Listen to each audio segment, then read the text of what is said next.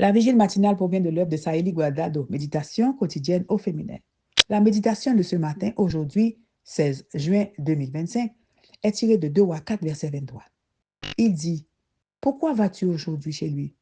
Ce n'est ni nouvelle lune, ni sabbat. » Elle répondit, « Tout va bien. » Le chemin du miracle, page 175. J'ai une nouvelle héroïne, me suis-je exclamé en lisant dans ma Bible l'histoire incroyable de cette femme. La Bible ne mentionne pas son nom, elle nous dit seulement qu'elle était une personne très importante à Sunem, sa ville. C'est pourquoi elle est connue sous le nom de Sunamite. Le deuil d'une personne qui a perdu un être cher s'accompagne toujours de pleurs, de déni, de tristesse et d'un immense vide. Cependant, nous avons vu que ces réactions sont triplées lorsqu'une mère perd son enfant. C'est pourquoi les paroles de cette femme, en réponse à l'interrogation de son mari, m'ont fasciné. Tout va bien, ne t'inquiète pas. Cela signifie qu'elle ne pleurait pas, qu'elle n'était pas bouleversée et qu'elle n'a même pas dit à son mari que, quelques minutes auparavant, leur fils était mort dans ses bras. La Sunamite était sûre que son fils était un don de Dieu. Elle ne l'avait pas demandé et c'est donc avec confiance qu'elle était allée trouver le prophète Élisée.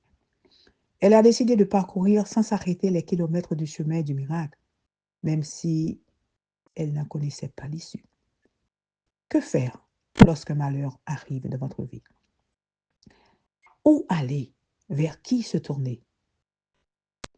Il est possible qu'après un événement aussi douloureux que celui que vous avez vécu, vous soyez resté assise là, à pleurer, sans but, sans raison de vivre et à vous lamenter sur votre sort. Pour sa part, qu'a fait cette mère sunamite?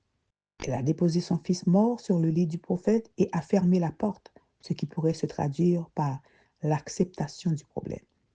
Elle est ensuite allée dire à son mari qu'elle partait en voyage, ce qui signifie qu'elle a élaboré un plan pour résoudre le problème. Elle a ensuite dit aux serviteurs de ne s'arrêter sous aucun prétexte, car elle était en route pour le miracle.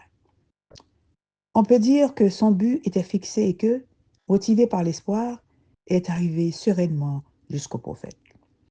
Ces étapes sont vitales si nous voulons recevoir un miracle. Mais mon enfant ne va pas ressusciter, diriez-vous, et vous auriez raison. Mais laissez-moi affirmer ceci.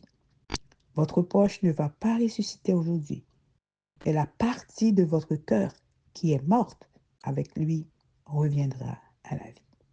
Cher ami, osez parcourir le chemin du miracle et vous ne reviendrez pas sans lui. Amen. Amen. Heureuse sur le chemin du miracle. Que Dieu vous bénisse. Bonne journée.